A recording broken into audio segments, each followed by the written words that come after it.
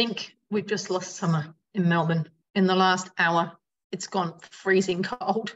I couldn't be bothered to change my top underneath, so bad luck, just have to deal with that. But I have got, yeah, so we went to Lake Placid a few years ago, and the boys did the bobsled.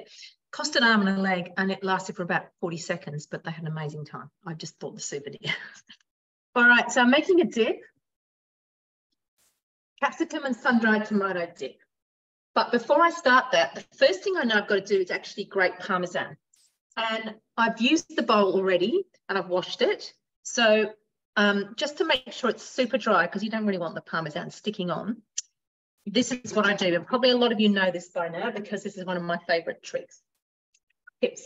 So in my recipe, all I need to do is hit the home button on my recipe. Oh, it's not saved there because I haven't started it yet, but if it was started, it would be saved there. Turbo. Find a measuring cup. So it doesn't matter with this because there's not much in there, but just to be in the habit of always having a measuring cup on when you're turboing.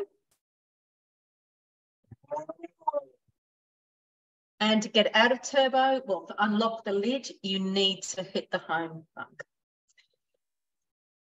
So I do that because there's a little bit of moisture around there. It's probably a little bit hard to see. I do that just to make sure it is a super dry bowl. Dry that off.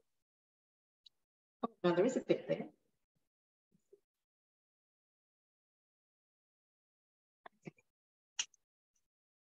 Now I'm going to go back into my week, find my recipe. Capsicum and sun-dried tomato dip. I'm a little bit over on the Parmesan, but here's my Parmesan. So 8 grams over, 1 garlic clove.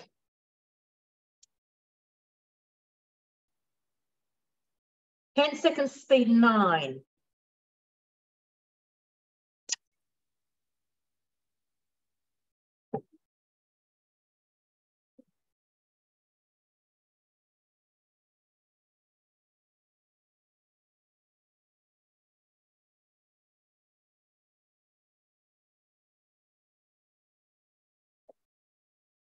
There we go.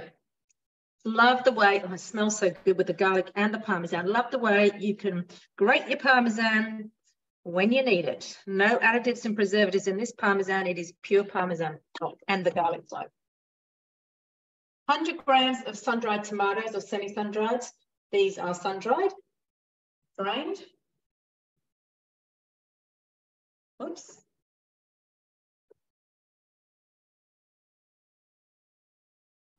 Grab that one.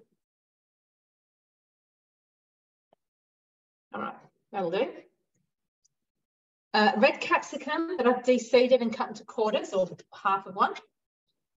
Now it says raw unsalted cashews. I've actually got roasted unsalted cashews. I just think it'd be, you know, a bit nicer.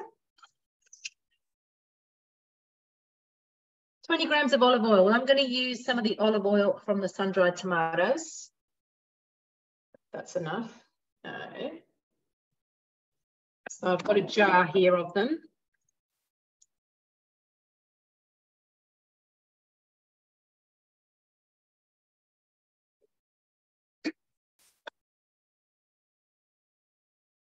And 10 grams, I'm using white wine vinegar.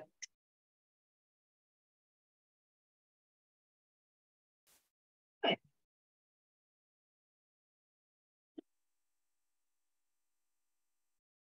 And now it says to turbo 5 to 7 times, depending on how chunky you like to do.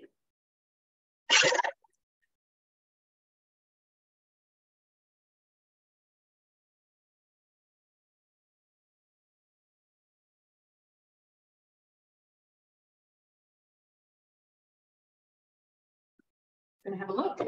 All right. So there it is. Let's have a look. Actually, I'm pretty happy with that. That was 4 times. There are some slightly bigger chunks in there. But what I'm going to do is put it into this glass container because I actually don't need it till tomorrow. And you can have a look and see how chunky it is.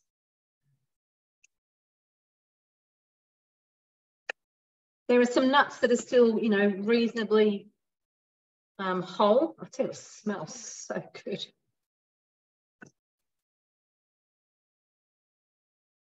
And let's see what it says in the tips and tricks. It says serve it with crackers, vegetable crudités of choice, or spread over toasted slices of focaccia or ciabatta. It freezes well, so that's a good thing to know. It's always worth looking at these tips to learn things. So it's a good dip to freeze and make in advance. Great alternative to pizza sauce. It's also good. And you can put pecorino instead of Parmesan if you prefer. It's also given us some variations.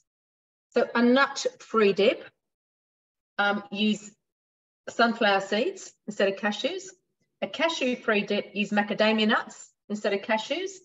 A rocket dip, pop it in with all the others at step 2, and you have a bit of green through your, actually be a bit Christmassy, have a bit of green through your dip. But there it is. That is the cashew and sun-dried tomato dip.